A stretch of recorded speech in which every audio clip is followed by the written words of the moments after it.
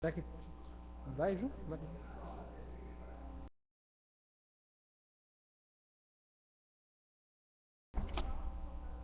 Ó. Hum?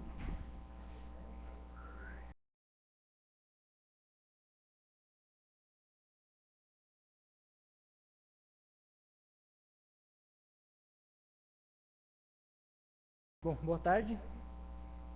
É, Meu nome é Eduardo. Agora eu vou fazer a apresentação pelo PET sobre resistores com memória, né? Que no caso a gente pode chamar de main resistor ou memory resistor.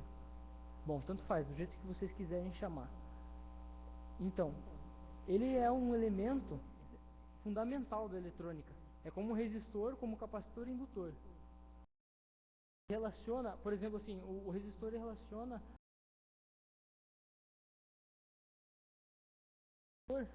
relaciona a carga que flui por o campo magnético. E o main resistor, ele relaciona o fluxo elétrico que passa por ele. Então, ele é o quarto elemento eletrônico fundamental. Bom, o que é o main resistor ou o memory resistor? Ele é simplesmente um resistor comum que existe uma área de atuação dele, modifica a resistência conforme o... Então, por exemplo aqui, vocês observam aqui positivo e negativo, e ali dentro é um resistor comum, normal. Só que de um lado tem mais oxigênio, menos oxigênio do que do outro lado. Então,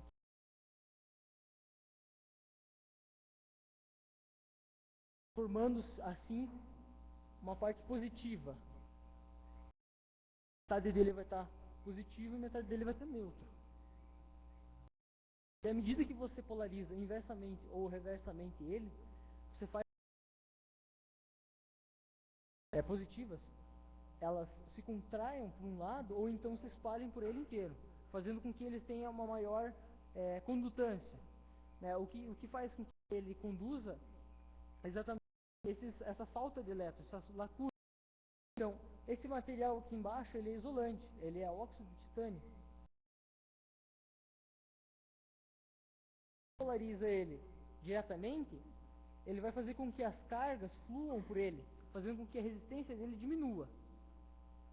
Ou se você polariza reversamente ele, faz com que as cargas fazendo com que essa entende? E a resistência dele fique muito grande também.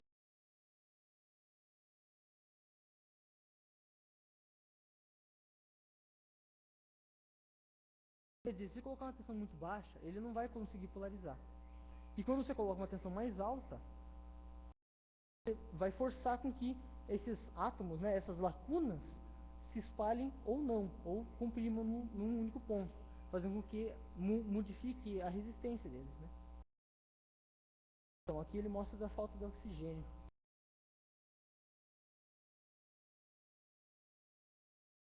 Agora eu vou explicar como funciona na prática o armazenamento de dados, né, no resistor. Que a gente explica como que ele vai funcionar. Então cada resistor desse, ele vai armazenar um bit. Então, aqui você vai ter uma matriz de resistores. Então cada quadradinho desse aqui é um resistor. E ao invés de você utilizar, como antigamente era utilizado, aquelas memórias magnéticas na pastilha de silício, você utiliza os resistores. Então você vai lá e quer gravar alguma coisa, você aplica uma tensão alta nele, daí ele vai polarizar. Se você quiser ler ele, você aplica uma tensão baixa nele e você vai ler ele sem modificar o que está gravado, né? Então, por exemplo, aqui tem uma matriz simples, mas você pode fazer uma matriz tridimensional também. Você vai ter x, y e z. Então você pode acumular muitos resistores. Você pode ver que a dimensão é muito pequena, 45 nanômetros. 45 nanômetros é aproximadamente a dimensão dos transistores. Então cada um desses vai ter equivalente ao tamanho de um transistor. Como você sabe que existem milhões, bilhões de transistores numa pastilha, você consegue colocar muita memória também. E aqui, não existe perda de informação com a falta de energia. Como ele vai ser polarizado, e ele só vai despolarizar com um fluxo elétrico, o que vai acontecer? Você está utilizando lá a matriz e você polarizou ela. Daí, de repente, caiu a luz. Caiu a luz, quando você ligar de volta, ele vai estar exatamente do jeito que você deixou. Porque ele não depende da energia, né? O que acontece? Nas memórias, você vai ter lá, simplificando, os flip-flops vão deixar alto ou baixo. E essa é a tua memória. Memória alta ou memória baixa. Se cair energia, você perdeu. Ele vai ligar randomicamente. Aqui não, aqui você gravou nele. Quando você tira energia, desliga ele, ele vai estar ainda gravado. Vai estar, por exemplo, com uma resistência alta e uma resistência baixa. O que vai acontecer? Quando você ligar de novo, se você tem um sistema de proteção para não desconfigurar ele, você vai ler o que tinha antes, né? Então, aqui é sobre a perda de energia, né? Sobre perda de informação com falta de energia. E aqui é uma possibilidade de formar grandes grades, né? Que são as matrizes dele. E essas são as vantagens do memristor, né? Depois eu falo sobre as desvantagens, que é um pouco mais pro final. Bom, vamos para a parte que eu queria mostrar, que é o seguinte. Quando você está com o teu computador, ele vai ter várias funções, né? Uma delas é o processamento. O processamento é só a base dele, né? Então, como é que vai funcionar o processamento? Você tem aqui a unidade lógica aritmética e a memória dele. Então, você vai precisar fazer um processamento. Esse processamento precisa ser dividido em várias partes. Então, ele pega uma parte, processa, joga para a memória, pega a outra parte dela, junta com o que estava na memória, processa, joga na memória de novo. Então, ele vai fazendo em várias etapas. E essa memória é aquilo que eu falei, ela vai armazenar eletricamente, né? Ela vai estar alto ou baixo, vai estar os bits e tudo mais. Então, o que acontece? Se você desligou o teu computador, eu, por exemplo, estou aqui fazendo minha apresentação. Se eu pegar e desligar o computador e ligar, ele vai voltar do jeito que está, certinho? Se eu tirar da tomada, se ele não fosse um notebook, eu tirei da tomada, ele ia perder tudo o que ele estava fazendo, porque o processamento que ele gravou, que ele tem gravado, não é o que eu estou utilizando, né? O que ele tem gravado são os meus arquivos e tal. Só que ele não vai gravar o que eu estou fazendo aqui, não vai salvar. Ele vai salvar só por um determinado tempo quando eu estou usando. Então, é isso que vai acontecer na CPU. Eu chamei ela de memória ativa, né? Depende da alimentação elétrica. Então, se eu desligo ela, eu vou perder o que ela tem que ela estava gravada, o que ela está gravada. E agora eu vou explicar um pouquinho sobre como o cérebro funciona para relacionar o memristor com o computador, com o Blue Brain, né, no caso, ou o cérebro artificial de memristores, ou no caso o próprio computador feito com os memristores para eles gravarem as informações, né? Que é o seguinte, bom, todo mundo já viu o neurônio, né? O neurônio no ensino fundamental e tal. Então o que ele tem? Ele tem o corpo inteiro, mas a parte mais importante dele, além do processamento, são as sinapses, né? Então, um único neurônio consegue passar várias sinapses para outros neurônios. E um único neurônio consegue receber várias sinapses de outros vários neurônios representados ali. E aqui você pode ver, aqui tem vários sinais, N sinais aqui, e eles vão entrar todos para um neurônio, um somatório. Depois o neurônio vai processar e vai mandar um único sinal para um único neurônio. Ou então, dividir esse sinal para outros neurônios. Mas normalmente é isso que vai acontecer. Então, essa aqui é o processamento do cérebro. É um pouco diferente do processamento do CPU. Mas ali ele utiliza o que? Uma memória passiva. Não depende de gasto de energia. Claro que depende de gasto de energia. Só que, à medida que a sinapse acontece, ele grava o que aconteceu. Grava ativo. Só que ele não precisa utilizar um lugar só para memória. A memória é interna ao processador. Então, a unidade lógica que processa do neurônio, ela já tem internamente como se fosse uma memória para gravar o que ela fez. O neurônio não tem um neurônio vizinho que é responsável pela memória. Ele não vai processar e falar para o neurônio gravar. Ela mesma vai processar e gravar. Então, essa aqui é é o processamento do cérebro. E agora, juntando tudo que a gente deu uma olhada meio rápida aqui, que é o seguinte: o Blue Brain, que no caso é um cérebro artificial. Ele é um computador, na verdade, só que ele se utiliza dos memristores para ser feito como a sinapse. Então aqui são sinapses, né? Então de um para o outro ele vai ocorrer a passagem aqui química e ele vai gravar o que aconteceu. Ele vai gravar o que ele processou e ele vai gravar o que ele mandou. E o que nós precisamos fazer para que os nossos computadores sejam bons o suficientes como um cérebro? Precisamos com que o processamento dele seja junto com a memória.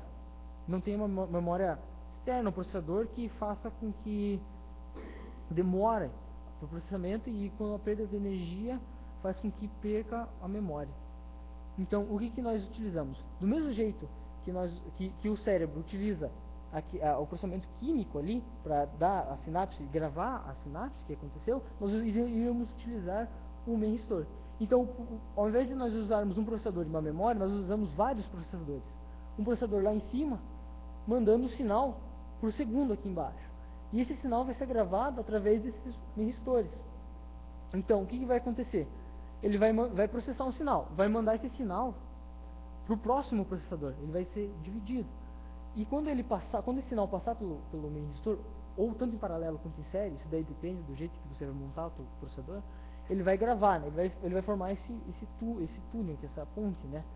Que vai ligar eles, dependendo se a tensão for alta ou se for baixa. E quando o outro processador precisa ler, ele simplesmente vai tentar ler em cima desse memristor com uma tensão mais baixa. Então ele não vai influenciar o que está gravado, ele só vai pegar o valor que está lá e vai processar com esse valor. Aqui nós temos alguns pulsos para mostrar.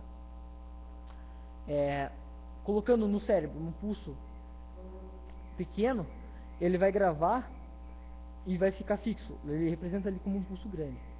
E a transmissão forma nesse aspecto aqui, sim. Ele forma um pulso grande, um pulso pequeno para reverter o que já estava gravado. E um pulso grande para gravar, um pulso pequeno para reverter o que estava gravado. E aqui, na tensão, no processador com memristor, você tem lá o pulso que você vai gerar, um pulso pequeno, o pulso que ele vai gravar, que é um alto, né, uma tensão alta, e aqui os trem de pulso que você pode utilizar para receber essa informação. Então, aqui você vai gerar esses pulsos. Do outro lado é o que você vai poder ler, né? O que está gravado, é o pulso alto ou o pulso baixo. Então a resposta dele vai ser com a resistência, né? A resistência baixa quer dizer que tem um bit positivo, por exemplo, um bit 1. Então a tensão é alta. Se a resistência é muito alta, o bit vai ser pequeno. Então é como se fosse um bit 0, um bit baixo. Então aqui eu coloquei como uma passiva, mas não é bem assim, né? Mas ela não depende da alimentação, no caso do memristor. No caso da sinapse, ela vai sim gastar energia, mas é muito pequena. Tá. Só uma coisa que eu não falei do Blue Brain, que é o seguinte. Lá eles fizeram já um cérebro que tem 1 centímetro quadrado e equivalente. O cérebro que eles fizeram tem equivalente a 1 centímetro quadrado de um cérebro de um rato. 1 centímetro quadrado, não é cúbico mesmo. É plano, é só o processamento sem contar com a terceira dimensão. E eles fizeram desse jeito. Eles colocaram vários processadores, colocaram os memristors e outros processadores e tentaram simular um cérebro, né? Eles conseguiram, funcionou. Só que do jeito que eu mostrei para vocês, ainda é muito falho. Por que acontece? Você precisa trabalhar com eletrônica analógica. Porque para você ler, para você gravar, você precisa de uma tensão alta. Para você ler, você precisa de uma tensão alta, só que não tão alta a ponto de inverter o que está gravado. Então, isso daí faz com que gasta muita energia. Então, por exemplo, tem lá 1 centímetro quadrado, 1 centímetro cúbico de um cérebro, humano gasta 20 watts de potência, mais ou menos, uma coisa desse tipo. E nesse caso, proporcionalmente, seria 1 kW de potência. Então, você coloca muita coisa junta em pouco espaço, só que você vai acabar tendo um gasto muito maior, ele vai aquecer muito. Né? Eles fizeram várias variações desse cérebro. Eles fizeram esse cérebro que é o Blue Brain, fizeram outro que é um cérebro de macaco, só que nunca deu tão certo quanto o computador. Né? E agora, como a gente está falando de computador, você vai precisar da programação dele. Né? Como seria a programação desses computadores que são feitos a partir dos memristores? Bom, nos processadores normais, você vai lá e escreve a programação que você quer. E ele vai fixar aquilo lá. Salvo alguns processadores que podem até mesmo ter um retorno, mas isso é difícil de acontecer. Como funcionaria a programação desse Blue Brain? Programação. Então o que vai acontecer? Como esse cérebro, esse computador, ele é muito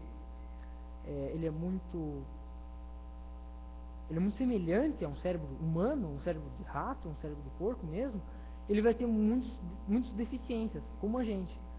Então, não adianta você programar ele uma vez, você tem que ter uma programação que você coloque sinais, que você saiba qual que é a resposta, a ponto que você mude a programação a partir da resposta. Então você força a entrar alguma coisa que você sabe a resposta, e você força a saída, para ele mesmo se programar, teoricamente. Esse é o jeito mais fácil que eu descobri para explicar para vocês. Porque, na verdade, lá dentro, existem várias partes que são a mesma coisa. Não adianta colocar uma parte faz isso, uma parte faz aquilo. Eles fazem várias coisas redundantes. Tem que fazer várias vezes a mesma coisa, porque às vezes ele falha. E para que ele funcione do jeito correto, ele precisa ser feito dessa maneira. Eu não sei exatamente como é feita a programação, até porque isso é uma coisa muito nova. Mas eu sei que eles utilizam dessa técnica. Você colocar uma coisa que você já sabe, uma coisa que você já sabe qual é a saída, e você programa a CPU a partir desses dois. Você força a entrada e força a saída. E lá dentro você vai acabar descobrindo o que tem que fazer para a programação. É isso aqui, a resposta já conhecida, saída, processão moldada, saída desejada. É isso que vai acontecer. E aqui, algumas desvantagens. Consumo de energia. Então, esse consumo de energia de um computador para o computador do Blue Brain, no caso, ele é muito mais alto, né? Então, o que os humanos, né, o que a biologia consegue fazer, que é ter um processamento com uma perda de energia baixa, uma energia química, né? Nós não conseguimos fazer. Seria, no mínimo que eu vi, o menor consumo é 500 vezes maior. Existem uns que tem mais consumo ainda, então eu não coloquei eles. Esse é o mínimo. E aqui, a utilização dessa topologia do processamento funcionamento analógico, precisa de um circuito analógico. E aqui eu coloquei também que precisa de a resolução de várias equações diferenciais parciais. Para você fazer com que aquilo funcione, você precisa resolver várias equações antes de montar. Porque, nesse caso, o cérebro ele depende muito do hardware. Não é que nem um processador, que qualquer coisa que você escreva lá, ele vai fazer de acordo com o que ele foi projetado. Né? Isso aqui depende muito mais do hardware, por causa da topologia do processamento. E aquilo que eu falei, você vai ter o processamento, a memória, mais um processamento. É como se fossem vários neurônios. Aqui você tem um processador, uma memória. Grosseiramente isso que tem. Lá você vai ter que ter vários processadores em paralelo e em série, ramificados, com várias memórias em sequência, para que quando a informação vai passar, ela passe de um para um e não perca a informação. Né? Então, esse tipo de topologia faz com que fique muito complexo a montar ele na base do hardware. Então, você precisa de resolver várias equações para poder montar de um jeito mais eficiente. Né? E quando eu fechar aqui, deixa eu ver se fecha. E eu só vou deixar aqui, por último, uma coisa interessante que é o seguinte. no computador ou na calculadora que vocês têm, vocês colocam lá uma conta, alguma coisa para fazer e ela vai resolver isso para você. Alguma vez você colocou, se a calculadora não tivesse estragada, uma conta na calculadora, deu enter, colocou a mesma conta e deu outro valor? Não, porque a calculadora não erra. Não erra se não tiver nenhum erro lá dentro. Nesse caso aqui, por mais que esteja funcionando, ele vai errar. Porque esse tipo de processamento, que é diferente do que tem no computador, é muito próximo de um cérebro. E todo mundo sabe que os cérebros humanos erram. A gente erra. Então, esses cérebros que foram feitos há 2 anos atrás, eles também erram.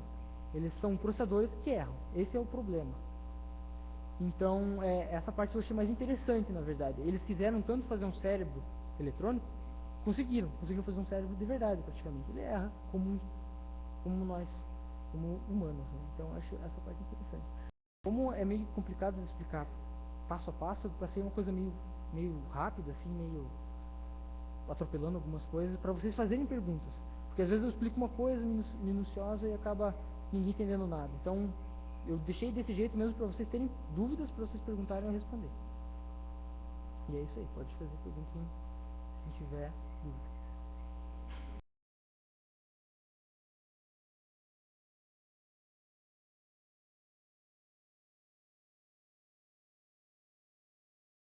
Então, tá, eu entendi, eu também tive essa dúvida quando eu pensei nisso. É o seguinte, os resistores, eles podem ser utilizados nesse caso. Só que é aquele negócio, você vai precisar de no mínimo uma diferença para ter a leitura deles, né? Você vai ter que gravar e ter que ter a leitura. Essa é o mínimo que vai precisar. Essa eletrônica analógica para medir em cima dele. Ela é possível, só que ninguém fez porque quando eles começaram a fazer, a primeira coisa que eles pensaram, vamos fazer um cérebro, por causa do tamanho dele. Então eles não fizeram essa diferença, não colocaram os resistores lá, porque eles começaram a estudar já no final, já começaram a fazer o resistor e começaram a fazer o cérebro. Porque eu fui pesquisar lá sobre história lá quando começou a aparecer os resistores sendo feitos, eles já começaram a implantar esse tipo de processamento. Eles não pegaram o que já tinha e atribuíram, eles começaram a fazer um novo tipo. Mas eu acho que funcionaria, tirando algumas exceções que talvez dê algum problema.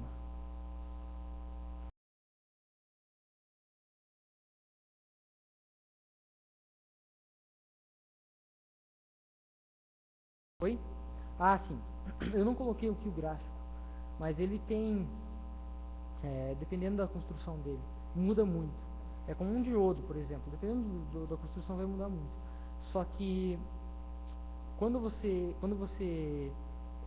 ele está completamente desligado, quer dizer, quando você fabricou ele não tem nada gravado. Então é aproximadamente um x ao quadrado na rampa de subida. Então você vai ter uma resistência aumentando, diminuindo, na verdade, até a hora que ele vira meio que uma exponencial. É difícil de explicar isso. E na volta, ele volta linear. Ele volta como um resistor linear. Mas eu tenho que pegar lá, não é uma coisa muito que eu vou lembrar, não.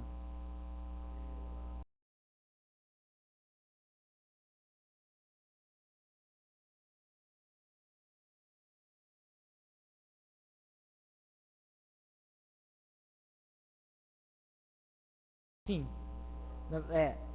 eles falaram que na verdade, o que é mostrado, né, o que eu consegui no caso do fluxo elétrico, porque a corrente que passa nele não vai influenciar muito, porque na verdade influencia, por causa que a carga que vai fazer com que os átomos saiam dali. Só que quanto maior a tensão, faz com que mais cargas passem. E aí depende um pouco mais da química, porque dependendo da tensão que se aplica nos terminais dele, fazem com que os átomos, as lacunas desçam.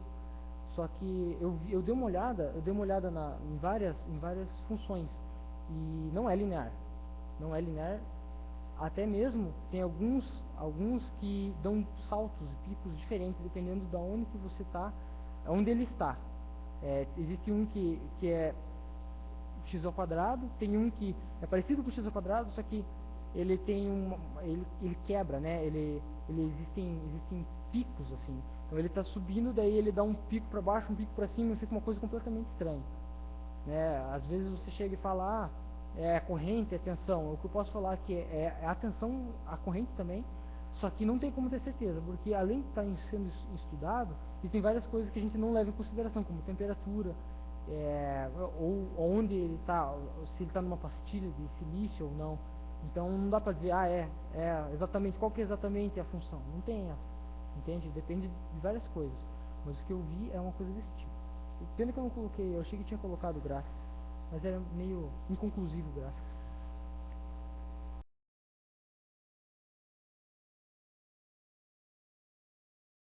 É isso aí. Se alguém tiver mais alguma pergunta e quiser fazer depois, não tem problema, também posso responder. Certo? Obrigado.